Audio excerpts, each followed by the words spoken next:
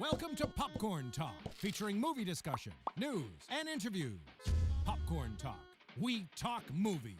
And now, here's Popcorn Talk's Anatomy of a Movie.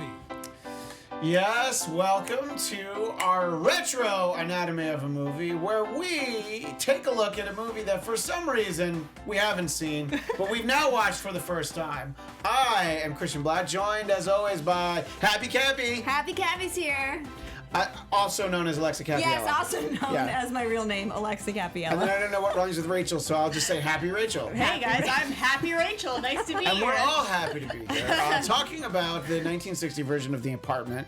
There's another version of it. There's a more recent one. There's a 2015 version. Which I still haven't seen that. There is? I had no idea about that. And there's also, I guess... French version, but I don't think it's the same thing. Is that called Le Appartement? Le Appartement? Yeah, just a guess. There is a Broadway musical as well. Promises. Yes, Promises. Which I'd heard of before, but also hadn't seen. Right. So I've seen one of these things. Unfortunately, it's the one that we're talking about today. Where we always like to start with all of this is the big picture. Look at that photo of The Apartment. The 1996 drama mystery. This is something else. It doesn't seem like the same thing. It's definitely but like a romance for those watching on novel. YouTube, we do have a photo of what is a very classy one sheet for the 1960 version. So let's start off with just overall thoughts and why exactly it is that you don't think you'd seen this movie before. I'll ask you first, Rachel. So I think I actually had seen this movie a long time ago. So this was basically a fresh viewing for me. Okay. But as I was watching from an adult perspective, it did not, I loved it, but it did not scream romantic comedy to me. I think some of the jokes that were supposed to land and might have landed for a 1960 audience, those jokes weren't going to land for me, but it actually helped to make the movie even more of an enriching experience. And it even, like, I just felt like the characters were very relatable. Sure. And it didn't matter that this had happened, this is what, 60 years ago now? 60 years ago. Yeah, Math is hard. I'm like, wait, that doesn't sound right. But I'm like, wait, it's 1960. This is 2020. Hold on, carry the 1, 2, 60 years ago. 60 years ago. And I could still relate, regardless of the dated, times. I still related to these characters. It's the same thought I had, that the story. Yes, of course, everything that happens in here, I mean, technology, just lots of that stuff. Yes, that's very dated and very set in what I guess we're told is 1959. But yeah, the story in and of itself, it kind of works. I think 60 years later, men are still cheating on their wives and saying that they're this close to getting divorced. And, very easy to, get swept up in the workplace. And, there's so much to it that you're like, yeah, this isn't as dated as it looks. You just scratch a little bit beneath the surface. You're like, this all could really still happen for the most part, except for a taxi in New York costing 70 cents. I mean, and rent costing, what, $85 a month. And it had only been $80 a month. I got real depressed well, about that. He lived in the West 60s. So I know. I know where he lived, and I'm like, a very rich area. You can't. I mean, you legitimately can't have dinner for $85 in that neck of the woods. It's like very, very super ritzy.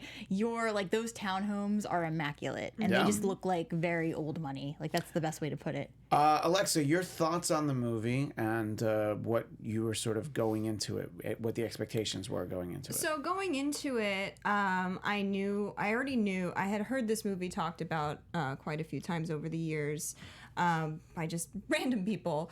Everyone always seemed to love it, and I heard it was very funny.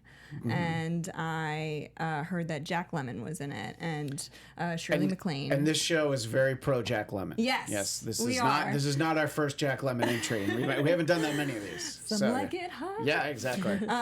So I had heard great things. I just obviously never got around to viewing it because it's an old movie, and I'm not that old, It's don't look at me. I'm not that old either. This was an old movie when I was born, just like when you guys were born. Yeah. Don't look at me. I'm honestly so glad that I watched this movie.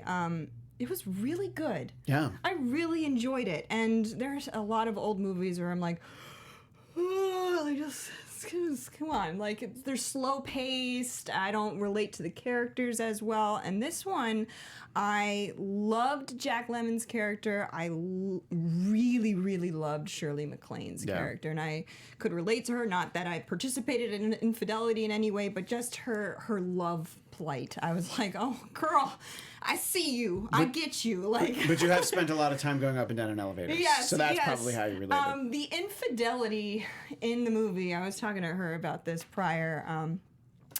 It was supposed to be funny.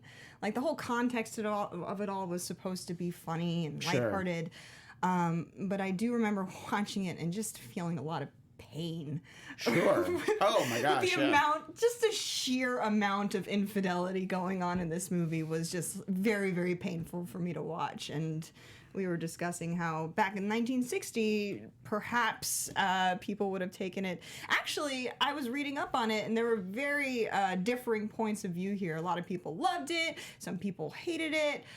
The people that hated it actually criticized it for it being really distasteful. Yeah, the bad reviews that it got were sort of that. And I think Billy Wilder had wanted to make a movie like this in the 40s, and I guess the Hays Code being what it was at the time, they couldn't make a light romp about infidelity in the 40s, but then by 1960, which is so funny because I think the way that we think of the world in like the late 50s, it's almost like the way that the world was represented on television, you know, and it was like, oh, so sweet and idyllic, and somehow little Ricky came about despite the fact that Lucy and Ricky slept in separate beds. You know, still don't understand how she got pregnant, you know, but it's just a reminder of like, oh yeah, all this stuff was going on, and yeah, I mean, you have to figure, you know, just in a huge company like that, and this is exactly the sort of thing that was going on then. It's going on, you know, probably just as much now. I think that the attitudes towards it are probably the most outdated, but not in the way where you're like, well, this is unrealistic. So as I was watching this, it reminded me of The Disorderly Orderly. If you guys have seen that movie with Jerry Lewis.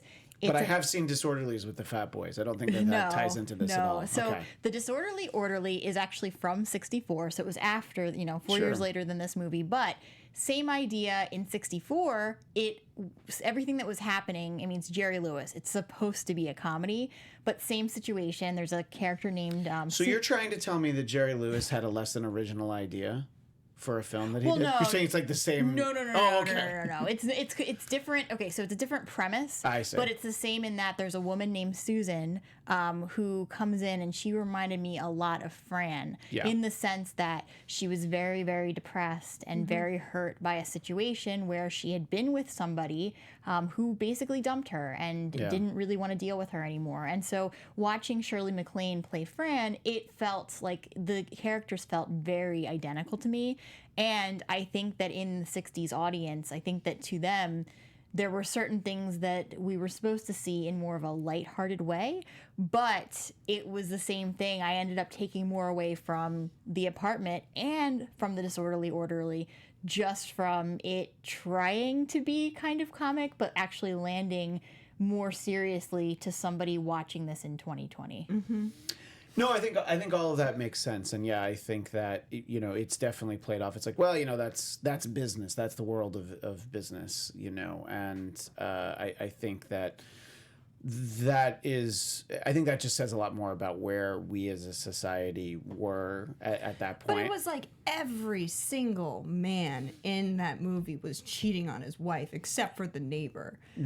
Every single man. By the way, that we know of. It was so flippant. And also, Baxter didn't have a wife, so he couldn't cheat on his wife. And if he were married, he may have wanted to cheat on his wife. We don't know. And they were making it more about bosses at the company, so we don't know what the average Joe was doing. Right, the guy at the desk next to him earlier in the movie. They even made a joke about it. What was it? Bud Baxter said, what was it, percentage-wise in the company? That's only, like a small little percentage of guys as opposed to the whole company overall. Can I just say that I loved the way that they pulled us in from a storytelling perspective.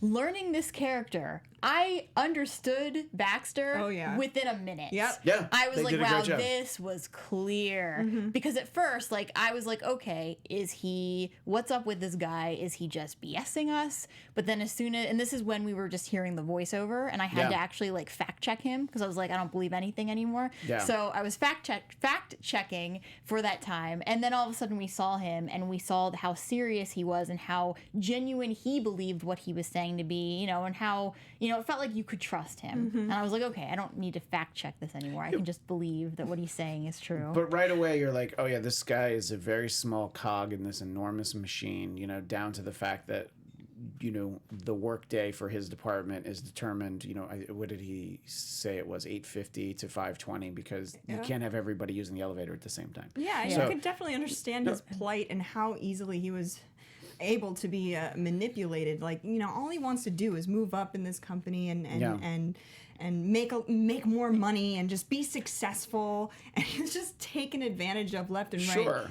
And But also willing to do whatever it takes to move whatever it up, takes. and Yeah. it didn't take much. What were you going to say, Rachel? Just that if I had to take a guess, obviously Billy Wilder was making this movie as a social commentary on the workplace Yes. in the late 1950s, early 1960s. And if I had to take a guess, this is just his way of making a statement of how people were moving up in the workplace, not necessarily by renting out their apartment, but by giving certain favors to the big boss. what's interesting is that the movie that I watched prior to this, like immediately prior, was Bombshell. Oh, That's okay. a great movie, yeah. So same realm, except different, because of course it Yeah. involves women, but it's women being taken advantage of in the Sure. workplace as well. And it was honestly, I saw the parallels immediately. I was like, whoa, this is crazy. Same concept Yep. though, because it was literally, if you look at Margot Robbie's character, Yes. she advanced by giving certain favors. Yeah, to Roger Ailes. Exactly. So same exact situation, just different times. Different times. And honestly, who's to say that wasn't happening to women in the background too? Absolutely was, I'm sure. Right. I mean, you have to ask the questions of the women who weren't the telephone operators and were the actual assistants. I mean, even Fred McMurray's character, he had previously had a relationship with his secretary, yeah. his secretary. Did she work in the elevator before that? Was she in the phone room before that? I mean, I think that it is, to your point, Rachel, Billy Wilder making a very specific social commentary, but it's also, I think, on a class level. It's like, these are the bosses who are all doing this, and we don't meet a lot of people that are at Baxter's level. I mean, we barely get to know the guy who sits next to him. He has a couple lines, but and because he's single, it's not really the same thing. But I think that it's really, that's the focus, is like everybody on this level is doing it. But the fundamental question to ask, even in 1959, 1960, that sort of pokes a hole in this: how much did a hotel room cost at this point? First of all, you're not going to be traceable, because people didn't use credit cards nearly as much at that point. People paid in cash. How much could it and I'm talking about a nice hotel room. I have an answer to that question. Okay, great. Okay, this is so I don't think that a hotel room would have cost that much, but the problem is you would be seen. And Okay, yes, you fair. have to go and you could probably find a hotel room that you would be away from people, but you never know. True. And I think that was the stigma associated with it. And plus, I would guess that if you're a female at that time, you don't want to go with a guy who has to get a hotel room. They're giving this pretense of being a man who happens to have his own apartment, and so they're not the other woman. But if you're the female being taken to the hotel room, that implies, oh no, this man's having an affair. You're the person. You're his mistress. I thought most of the women were aware of the given circumstances. all Well, of them. I don't Maybe know not. all of them, but yeah, I think you're right. I think for the most part, they, Because if this is the office, they have to assume that they're already married. Well, it's like, yeah. The one woman, she in the beginning with one of the bosses had no idea. And he was, the one boss was just saying, oh yeah, like I gotta go. And he wasn't giving her a direct Right. reason. I do think some of them knew though. And obviously Fran knew. Yeah. Yeah. Yeah, no. I mean, Fran was very much aware of the situation because of how sort of beaten down by the situation she is. It's a lot of like, you know, oh, I know you have to go to get back on the 7:14 train to White Plains. I have to check to make sure there's no lipstick on your collar, you know, so it's like it's all that sort of thing. And, you know, to the extent that even when he is leaving one time and she puts her head down and is like, well, you can't kiss me, you know that, because you're gonna get lipstick on yourself, you know. And he's like, yeah, good girl, you know. So yeah, I think that you know, if there's the time to get to know all these women's stories, you can assume that some of them didn't, but for the most part you're seeing that, you know, not all these women come from the workplace, but you do get the impression that there is plenty of that within the workplace, you know. Yeah, but even the random woman that Baxter took home, right? She's just like, my husband's in war right now. He's in Cuba. He's in Cuba. And then there's other, yeah. I mean, that would be one of the more dated things in the movie is the, you know, he's like, wow, he got caught up in the revolution, and she's like, yeah. And you know, by the way, that accent, that character is in so many movies where you're just like, oh, that's how she talks. Okay, no one else talks like that, but. Yeah, I know. I thought that the women. I'm not just saying the men were flippant about it. The women were too. It's just everybody was like, you know, infidelity. That's just something we do on Sundays. Yeah, well, it's like we go to church and then we cheat on our significant others. Right. It's like the women aren't cheating on anyone. Yeah. Well, there's a lot of imagery that you know, because in Mad Men, especially in the early seasons, they do have the phone room of phone operators, and they don't tend to have women that run the elevators, but you know, it's the visuals are very striking. And I know my wife worked for Matthew Weiner, who created the show, and this film, let's see, I think The Sweet Smell of Success, there's a few that the sort of the imagery of what workplaces looked like were very important to him, that he wanted to capture. And yeah, seeing the phone room was like, oh yeah, that's right there. It's in the Mad Men pilot, you know. So yeah, and you know, that's more of a modern commentary on a time that it just seems to be, you know, it was widely accepted, and it doesn't seem like any of these women are married, except for the one whose husband is, you know, in prison for not liking Fidel Castro or something. But for the most part, it's just they're just excited that a man is paying attention to them.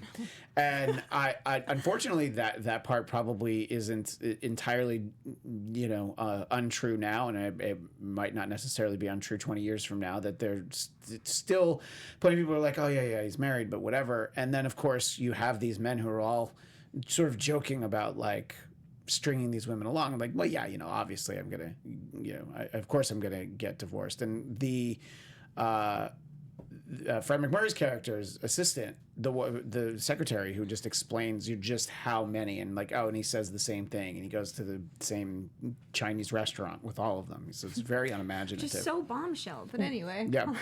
What I loved is that we got to see Mrs. Olsen, the secretary, and that her interactions with Jeff, it spoke volumes to me. And just the fact that she really, to me, this is all, the apartment is really about characters bubbling up to a point where they make a decision. Like some movies, you see characters arc and they make decisions that then lead to something else. But to me, the main characters, and even if we include Mrs. Olsen, you know, tertiary character in this, the main journey was that last, like, climactic moment where we had three people making a major choice. We had Mrs. Olsen, you know, who got fired, deciding she was going to go tell the wife the truth. And then, you know, obviously we had Baxter's character deciding he was not going to give away the key anymore.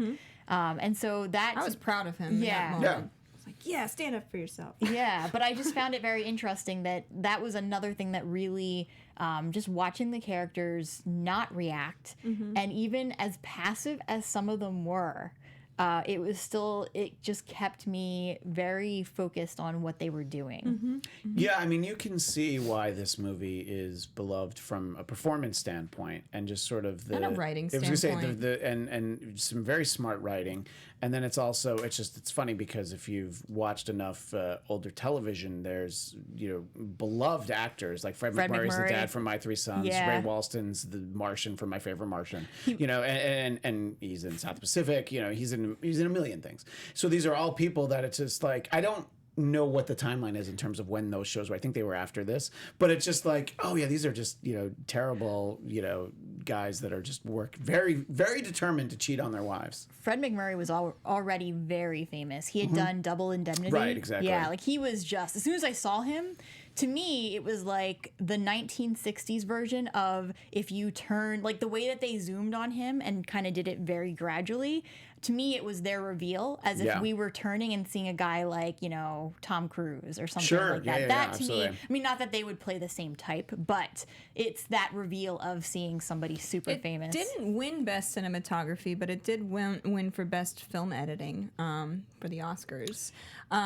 Actually, if you could pull up that picture again of him in the office, that was actually shot in forced perspective, which you guys probably know what that means, but basically it's an illusion of the mind. It makes you think that things are a lot bigger in terms of the office itself. It makes it look like it's a lot further back, but in reality, the desks are just getting smaller, and the people inside of the desks or outside of the desk are getting smaller as well. In fact, in the very, very end, they actually had kids at the desks at the very, very end of the shot. So he wanted to make the office look endless, but he didn't want to, you know, make this massive set. So that's how they got around it. And in terms of the apartment itself, he didn't want it to look like a grandiose apartment. He wanted it to look like a small little bachelor pad, and he did that by making a lot of clutter. And I thought they did a really good job with the set design in the apartment. And I was actually very intrigued watching Jack Lemmon's character interacting with the things in the apartment at the time. I was like, oh, that's what a 1960s sink looks like, or that's what, you know. Well, and then when you see the old light switches that aren't switches, they're the one button and then the other button. Yeah, my grandmother's house had those. And the TV how too. it like warms up at first and then the picture gets small. The remote over here where he just like would click it like a little light switch. It was so interesting to me. Yeah, no, I think that visually, and look, I mean, you can have gone in apartments in Manhattan yesterday and seen them, you know, look very much like this. Sure, there's the technology is a little bit, but you know that, you know, obviously this is a set. But if that were a real building, probably still standing, and you know, a lot more than $85 a month, a lot more than $850 a month as well, though. So I did want to talk about the performances before we talk more specifically about the awards. I think we've sort of established that there aren't particularly strong women characters in there, but Fran is a character who we see get strength a couple of times throughout the course. And I think on the whole, it's a great character. But most of the other women, I mean, other than, you know, his assistant, his secretary, who only really takes a stand when she gets fired, you know. See, I Disagree. actually have a different perspective. Yeah. I think that Fran is actually a very strong character in the sense that all the times when Jeff could have broken her down, she handled it very like with dignity and with grace and with a strength that, you know, someone else might not have been able to handle that and would have gone to the wife or would have gone like, you know, maybe, you know, crying or screaming or like, you know, just kind of like causing a scene, whether a man or a woman. But the whole point is that I feel like she was very strong, and that the way that she even handled things, even her decision to take the sleeping pills was very quiet and was very like, you know, internal. And I think that she was strong the entire time. But I do think that obviously her making the decision that she's not going to put up with Jeff anymore. Right. Obviously that's a revelation and that she has grown, but I think that she was strong the entire time. Yeah, I think that really it's more in reference to the other female characters that she's really the only one that we see, you know, other than, again, the one moment for the secretary. But I mean, I certainly understand that. I just was seeing the portrayal as the fact that she's, you know, unable to stay away from him, and you know, she does try to kill herself. Well, that's that sort love, of thing. bud. Well, apparently, and you know, and love's like a drug. Okay, I guess so. Look, I've never had Fred McMurray in my life. And so. look at it like this too. Baxter said he tried to he was going to shoot himself for the same reason. He did. Yeah. So Which, in by fact, the way, he did shoot himself in the knee. Yeah. Wasn't sure I believed his story at first when he first started telling it. I think it was just like, I'm trying to make you feel better. Yeah, I tried to kill myself once. But then it is very funny. Yeah. And we do see a gun in the end. And I feel like maybe parts of it was maybe fabricated, but I do think that part was Well, real. I think that they did a really good job setting it up, you know, because look, this is a point where the happy ending isn't 100% guaranteed. There are movies from an earlier era than this where you're like, there's no way that he's going to kill himself in the last scene before she gets there. But it wasn't out of the question. You know, you're like, I don't think so. But they did a great job where, you know, when he opens the champagne bottle at the end, when you're like, No. And And my first thought is like, okay, he did try to shoot himself, but he missed, and they're going to laugh about it somehow. And here's the thing: is that obviously when you see a gun, it has to go off, or there has to be a reason why you're bringing Sure, a gun in yeah. the scene. So I thought when we saw it that it was kind of a throwaway moment where it was like, okay, well, this is one of those times where it's the reverse gun because we already had him tell the story. But when they had the champagne pop at the end, I was like, oh, now that is clever. Yeah, Yeah. I thought it was very clever, and I can imagine, a 1960 audience, just like, wait, that didn't just happen, did Yeah. it? I genuinely couldn't believe that they touched on things like suicide and Yeah. in this movie in particular. Just the fact that it came out in 1960s and they were touching on something so controversial is really beyond its time. I mean, at no That's why- time is the word depression said. I don't think that people talked in those terms, but it's very clear that it, and it's through external causes. It's like we don't know what she was like before she met Jeff. So yeah, I think that was Scary. what surprised me, that it was dealing with these very sophisticated concepts that look are real life, but you usually don't necessarily find in a lighthearted comedy from 1960. Yeah. And that era too, it was pretty much, going along the lines of depression. If you were upset about something, it was pretty much expected that, okay, well, if you're sad because you're dealing with this. Okay, Yeah. it's over. Become happy now. Get over it. So I feel like with the way that they were presenting this, I'm sure they were very limited to how they could portray Sure. depression. But with Fran's character, the only time she really smiled was at the end when she made the decision to go and be Yeah. with Baxter. And I think that what they were trying to say is that the only reason she was sad is because she was dealing with Jeff. And so I do think that it was less a commentary on what depression is actually like, because Yes. back in 1960, they were very limited to how they could portray it. Well, think about how Baxter handles being upset at various points in the movie. He just drinks heavily, which Yes. is Yeah. also the 1960 solution for if you Yeah. if something doesn't feel good inside, you drink a lot. Yep. Also seen in Some Like It Hot, Right, exactly. So there's which there's Billy Wilder also directed. also and yes, wrote. and this He I was think really beyond his time. definitely Before his time, I I definitely should agree say. with that. Yeah. Touching Yeah. on things that they weren't talking about in 1960 at all. No, It's and just it- like, here it is. And And they're like, in whoa. the case of both films, you're like, I'm surprised that one, these films got made, and two, were well received. Yeah. Because you can understand, from even a movie about infidelity comes out today, you can understand there'd be a contingent, but especially then, you're just like, yeah, they're just sort of having fun with this idea, and it's like, and then Fred McMurray's like, oh yeah, well, the wife fired me, and it's like, that's what happens. I'm at the athletic club now. Yeah. Before we run out of time, I do want to talk about how the film was received, and that's something that we always like to talk about. So I know, Alexa, you have some of the awards it was nominated for and won. I have some of the other nominees, but you go first, and I'll chime in with some of the stuff I have. Well, it won Best Picture and Best Director, which they were both Billy Wilder, Right, and and- Best Writing, and- Best Screenplay. This is one of those ones where it's impressive. Not so much Best Picture, because the other nominees are The Alamo, Elmer Gantry, Sons and Lovers, and The Sundowners. Almo's But great. Best Director, Alfred Hitchcock's Psycho Whoa. did not win, and also The Sundowners and Sons and Lovers, and then something called Never on Sunday. But the fact that it beat Psycho is just like, How did it beat Psycho? it was probably seen like a genre movie, Yeah. know? It's just like, oh, that's like, it was seen like a little bit more, it was probably seen more frivolous than some of his other films, I mean, it was much more sensational than, than just off the top of my head. You mentioned Double Indemnity, North Yeah. by Northwest. Those are much more sophisticated films than this, than Psycho. Yeah, and my guess too is that this was also on the risque side back in 1960, and So I think was that Psycho. but I think that something like The Apartment, being going off what Christian said too about it being more of that kind of, not indie because it wasn't independently produced, but maybe more of like a 1960 indie feel with that risque element, less on the Psycho side. Right. I suppose.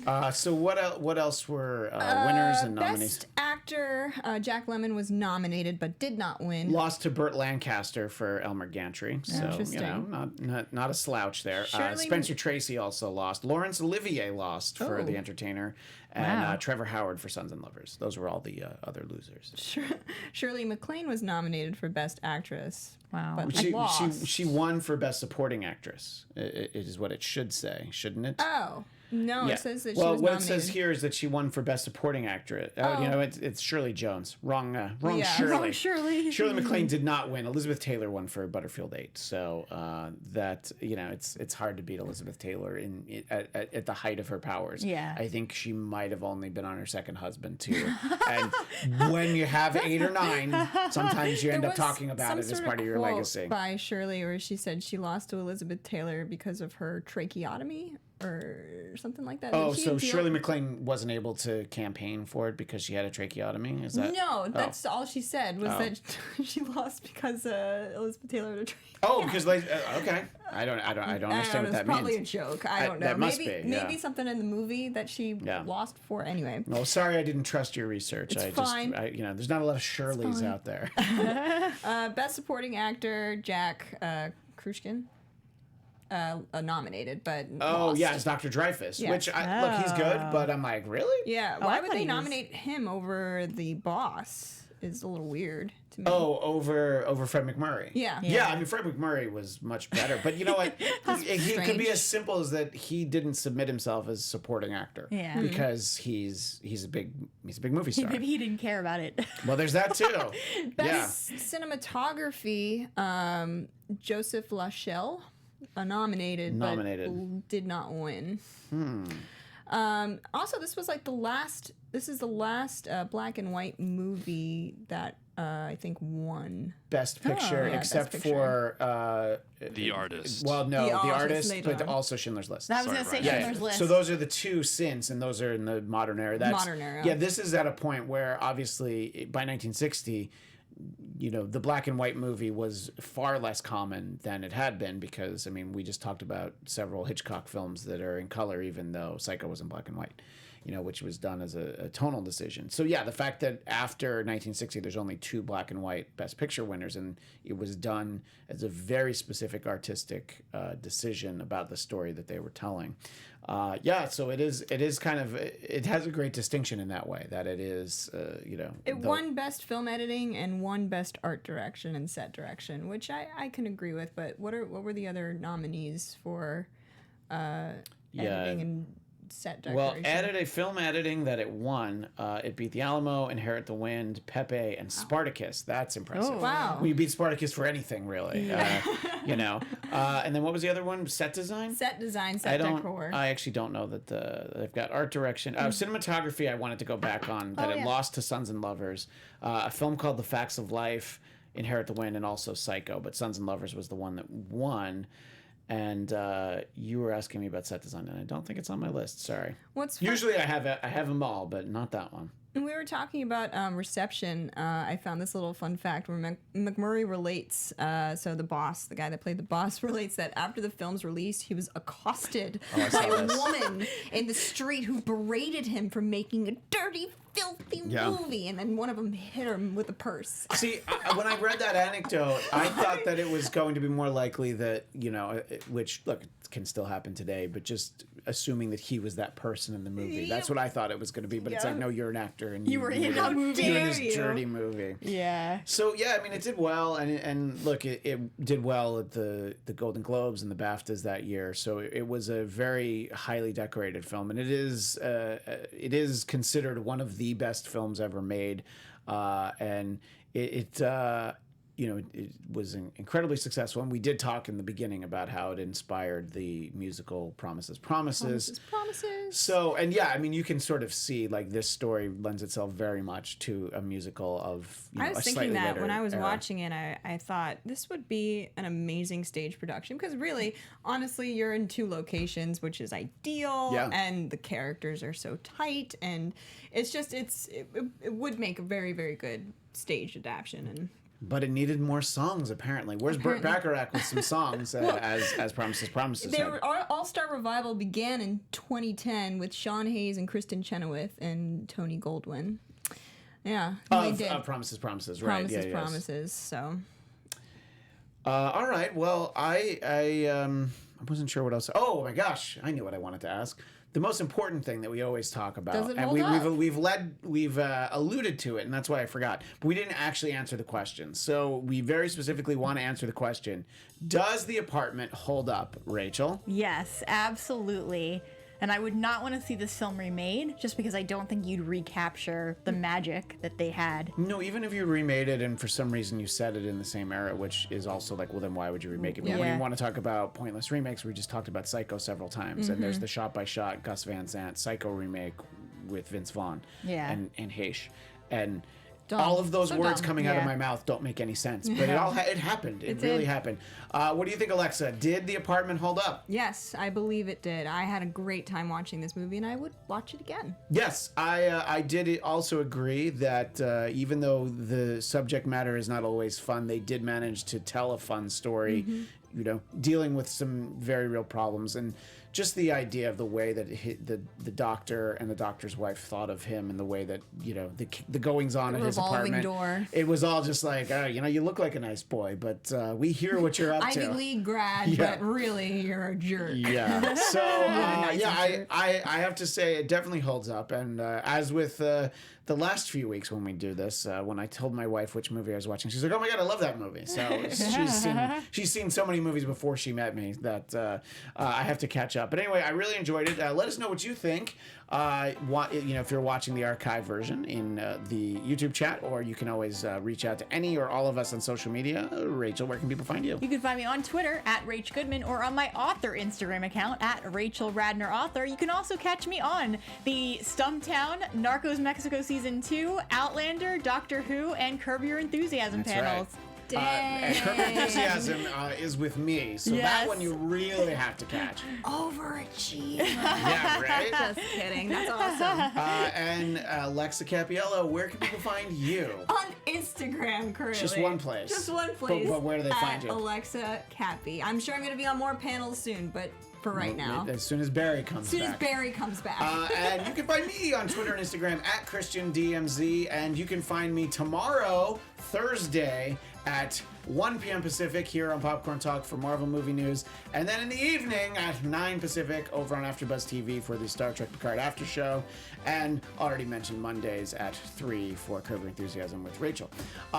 We will be back next week, back at our regular day and time of Tuesday at 3. Until then, we will see you at the movies. From producers Maria Menounos, Kevin Undergaro, and the entire Popcorn Talk Network, we would like to thank you for tuning in. For questions or comments, be sure to visit popcorntalk.com. I'm Sir Richard Wentworth, and this has been a presentation of the Popcorn Talk Network.